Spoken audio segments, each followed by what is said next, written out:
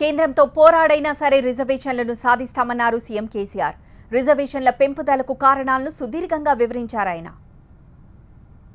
ఎందుకు ఇయ్యకూడదు అధ్యక్ష? ఆయన పాపం చేసిందా? దేశంలో 1/5 పాపులేషన్ అన్నారు ఈరోజు. లార్జెస్ట్ ముస్లిం కమ్యూనిటీ ఎక్కడుంది అంటే ఇండియాలో ఉంది. ఈరోజు సోకాల్డ్ ఇస్లామిక్ కంట్రీస్లో లేనంత పెద్ద జనాభా భారతదేశంలో ఉంది. Under the pretext of they are being Muslim, why should the country deny reservation to them if there is poverty? ఒకవేళ పేదరికం ఉంటే ఎందుకు ఇవ్వకూడదు అధ్యక్ష? ముస్లింలు ట్యాక్స్ కడతలేరా? ముస్లింలు ఈ దేశంలో పౌరులు గారా? ముస్లింలు ఈ దేశ సభ్యులు గారా? ఎందుకు ఇవ్వకూడదు నాకు అర్థం కాదు. ఇది ఒక వితండవాదం పెట్టి కొన్ని పార్టీలు కేవలం మత పిచ్చి పెట్టుకొని ఒక మతం పేరు మీద ఒక వర్గానికి వాళ్ళు తినకపోయినా సరే, ఉపాసం ఉన్నా సరే, వాళ్ళు చచ్చిపోయినా సరే మనం పట్టించుకోవద్దనే పద్ధతిలో మాట్లాడడం అదొక వితండవాదం అవుతుంది, కన్జెషన్ అవుతుంది తప్ప కరెక్ట్ కాదు. నీ ఎజెండా నీకుండొచ్చు, నా ఎజెండా నాకుండొచ్చు. నా ఎజెండా మేరకు నేను పెడుతున్నా ఈరోజు.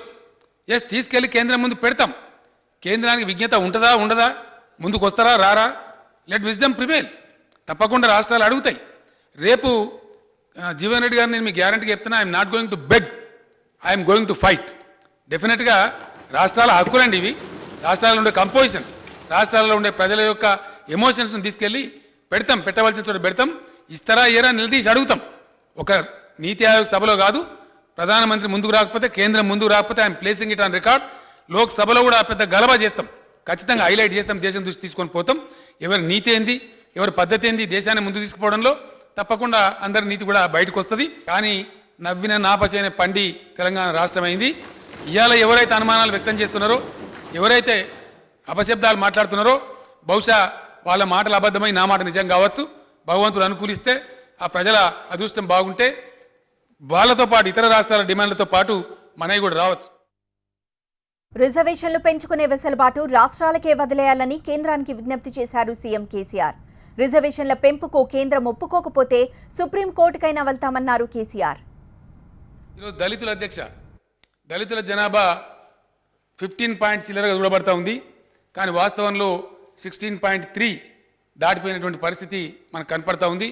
అక్కడ కూడా ఒక 1% ఎస్సీలకు తప్పకుండా పెంచాల్సిన అవసరం ఉంది అధ్యక్ష. ప్రభుత్వం ఆ 1% కూడా పెంచడానికి సిద్ధంగా ఉంది. దానికి అనుగుణంగా మేము ఎస్సీ కమిషన్ కూడా త్వరలోనే అపాయింట్ చేయబోతా ఉన్నాం. ఈ రిజర్వేషన్ పెంచాలంటే ఊరికి హాఫ్జాడ్గా పెంచడానికి ఉండదు. దళితులకు కూడా తప్పకుండా పెరిగిన జనాభా దృష్ట్యా, నేపథ్యం మారి కొత్త రాష్ట్రం ఏర్పడ్డ దృష్ట్యా ఈ రాష్ట్రంలో ఉన్న వాళ్ళ జనాభా ప్రపోర్షన్లో ఇవ్వాలని చెప్పి ఒక 1% దళితులకు కూడా పెంచాలని కూడా నిర్ణయించినామని చెప్పి సందర్భంగా మనవి చేస్తూ ఉన్నాను అధ్యక్ష. ఎట్టి పరిస్థితులలో ఈ పెంపు ద్వారా బీసీలకు ఎటువంటి అనుమానం కూడా అక్కరలేదు, వాళ్ళ రిజర్వేషన్లకు ఎటువంటి ముప్పు కూడా ఉండదు. అంతేకాకుండా నిన్న క్యాబినెట్లో ప్రభుత్వం నిర్ణయం తీసుకున్నది, ఖచ్చితంగా బీసీల రిజర్వేషన్ కూడా పెంచవలసిన అక్కర ఉంది. ఆ విషయాన్ని బీసీ కమిషన్ కూడా అప్పగిస్తూ ఉన్నాం. వాళ్ళకు ఖచ్చితంగా 6 months లోపే నివేదిక ఇవ్వమని చెప్పి కూడా ప్రభుత్వం ఆదేశం కూడా ఇస్తూ ఉంది. భారత ప్రభుత్వానికి నేను అప్పీల్ చేస్తూ ఉన్నా, రాజ్యాంగంలో కూడా 50% రిజర్వేషన్ ఉండాలని ఎక్కడ పొందుపరచబడలేదు అధ్యక్ష. తమిళనాడు రూపంలోనే తమిళనాడు బిల్లును ఆనాడు ఉన్నటువంటి పివి నరసింహారావు గారు ప్రభుత్వం ఏ విధంగా అయితే 9th షెడ్యూల్లో పెట్టిందో మేము కూడా దీన్ని తీసుకొని వస్తాం. కాబట్టి ఈరోజు పాస్ అయిన తర్వాత మా బిల్లును కూడా 9th షెడ్యూల్లో పెట్టాలని చెప్పి భారత ప్రభుత్వానికి నేను అప్పీల్ చేస్తా ఉన్నా అధ్యక్ష. సామాజిక పరిణతితోని ఆలోచన చేసి కేంద్ర ప్రభుత్వం రాష్ట్ర ప్రభుత్వాలకు వారి వారి కాంపోజిషన్ను బట్టి రాష్ట్ర ప్రభుత్వ పరిధిలో ఉండే ఉద్యోగ అవకాశాలు కానీ, విద్యా అవకాశాలు కానీ, రిజర్వేషన్ నిర్ణయించుకునేటువంటి అధికారాన్ని కేంద్రం రాష్ట్రాలకి అప్పగించి తన విజ్ఞతను చాటుకోవాలని చెప్పి ఈ సందర్భంగా నేను అప్పీల్ చేస్తా ఉన్నా అధ్యక్ష. రాష్ట్రాలకే ఈ వెసులుబాటు కల్పించాలి. ఈ మాట ఈరోజు శాసనసభలో చెప్తా ఉన్న అధ్యక్ష. 23వ తేదీ నాడు ప్రధానమంత్రి గారు నీతి ఆయోగ్ సమావేశాన్ని కూడా పిలిచి ఉన్నారు.